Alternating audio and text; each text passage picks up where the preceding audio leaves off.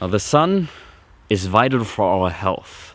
It's a lot more than just vitamin D and skin cancer. Now, this is the complete opposite of what we are being told when we grow up. We are being told that the sun is bad for us, that it needs to be avoided at all costs, that you're a bad boy if you don't look pale and sick all year long. And we are also being told that we need to use this cream all the time we go out into the sun and need to wear sunglasses. And now that is false information.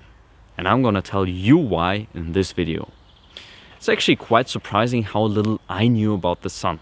You know, when I got into this now, I realized I didn't know anything about the sun. You may have heard that we need certain vitamins for our body to function optimally because we can't make them endogenously. We also need certain minerals, protein, the building blocks of life, and essential fatty acids. This is the topic where I became an expert at. Now it turns out light is another essential part that I was missing and that almost everyone is missing these days. Now, most people just use light to see, right? Now let's take a common example of that. You wake up in the middle of the night and you need to go to the bathroom. So you go to the bathroom and you look outside the window. Through the window you see a street light. You look into that street light. Oh, do you know what you just did? You just told your body, oh, it's morning, sunlight, we need to wake up, high cortisol. So you may not realize this and go back to sleep, and maybe your health is good enough that you can still fall asleep, maybe not immediately, but after some time. But now your sleep is worse and you're gonna feel a bit more tired when you wake up. Now, what does this have to do with? This actually has to do with something called the circadian rhythm. This is basically light and dark cycles. What controls light in our environment? The sun. Natural light is sun. Now we have created our own little suns inside, right? With our lightning. We can now control when we have light and when we don't. And this has huge effects on your biology. Now sunlight is natural light and the sun is always there. Even if there are clouds in front of the sun during the day, of course, the sun is always there. Now the sun has a lot of different frequencies of light, which can basically be imagined as different colors of light.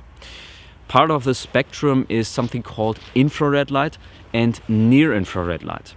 Now near-infrared light has shown to penetrate the skin 10 to 30 centimeters. So basically this light shines inside your skull, inside your body if you're not wearing a lot of clothing. And so that's very interesting, I thought. Well, like, why does Mother Nature, why did it not protect us from this kind of light?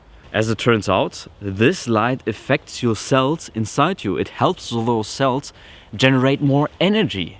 And this is actually where a whole kind of new field of health is based on. Photobiomodulation and red light therapy.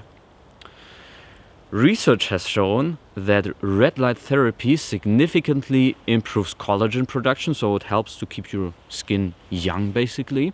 It helps to reduce wrinkles, and it even has shown to help scar tissue. And so at that point you're gonna be like, that's odd. It even has shown to help avoid or decrease tumor growth of cancer cells in the skin. So basically the sun has something against skin cancer, even though like we are being told that it only causes skin cancer. So I was like, that is very interesting. Remember, we are talking about the sun here that everyone is telling you is so bad for your skin. Now in the morning and in the evening, like close to when the sun rises and goes down, there is no UV light, which is basically the only thing that's being demonized by the medicine. It's not even present in those times. There's a lot of infrared light which has all of these nice benefits. Very interesting. So I started to realize, what? I've never been told that.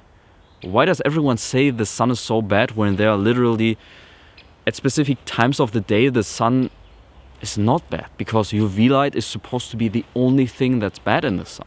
So I was like, I never heard that before. Now let's think about something else. Everyone takes vitamin D these days and thinks this is a really good idea. how would we make vitamin D in nature? From sunlight, from UVB light present in sunlight. Now, as you can see on the screen at the moment, here's a list of many studies in which vitamin D has shown that it reduces the likelihood of cancers. By the way, including skin cancers. Also degenerative diseases like diabetes, asthma, a lot of modern diseases, high blood pressure, you can see all of that there. I'm gonna link it in the video description if you want to check it out. Now, I learned a lot more about the sun and I started to realize and ask myself, well, what if vitamin D is not the full story, but actually sunlight? Because remember, when you're vitamin D deficient, it actually means you're deficient in sunlight. I learned a lot more about the sun, and I'm talking a lot more. And I started to realize, like, even what I just told you about red light, it is very important, but even that is just part of the story, at least what I have told you. This story is at least so big. And I also started to realize that vitamin D, which is made from the sun, is, I would say, 1/6 of the benefits. So we have 5 other benefits that are as huge as vitamin D. And that's when I started to realize, like, oh shit, I've been missing out on something here. Because clearly, vitamin D has helped a lot of people in the past now. But even if you think about people increasing or improving their diet, like the ketogenic guys and whatever, most of them take vitamin D, and part of their benefits is because of vitamin D, which is just 1/6 of the benefits of the sun. Now, I don't want to talk too much about skin cancer, but I know people are concerned. There's a link in the video description to a study that I want you to take a look at. It was a study done in Sweden, specifically on women for 20 years. It was published in 2014. So this is not new. The study was done on 29,518 Swedish women. Okay? I'm going to read you the results. There were 2,545 deaths amongst the 29,518 women who responded to the initial questionnaire. We found that all-cause mortality was inversely related to sun exposure habits. The mortality rate amongst avoiders of the sun was approximately 2-fold higher compared with the highest sun exposure group, resulting in excess mortality with a population attributable risk of 3%. It showed an inverse relationship, meaning the sun makes you live longer. Well, that's the part of the story that you have never been told. Again, this is from 2014, so don't tell me shit. Your dermatologist should know that. He should know about this, but you know what? He doesn't even read fucking studies because he just believes that he knows everything. Guess what? Nobody in this fucking world knows anything. Now I have a lot more, and here's another one. Why do people with melanoma have low vitamin D levels? Remember, melanoma is skin cancer. Vitamin D is made in the skin from the sun. So why do people with melanoma have low vitamin D levels? It doesn't make any sense.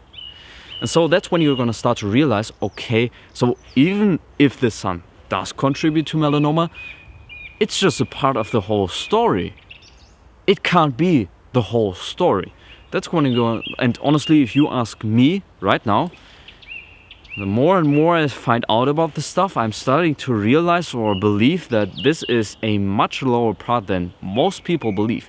And most people are literally, they have fear going outside in the sun. But dude, it's in the literature. It's in the literature. So you might say, no, Lancelot, cool.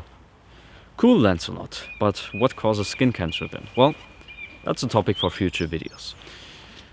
Now, what can you do to improve your health? I'm gonna post future videos about the sun's benefits as well and how to use it. Because most people, believe it or not, they're using the sun wrong. That's part of the reason why you burn so fast. So a few years ago, I was forced to put on the highest sunscreen possible in my holidays.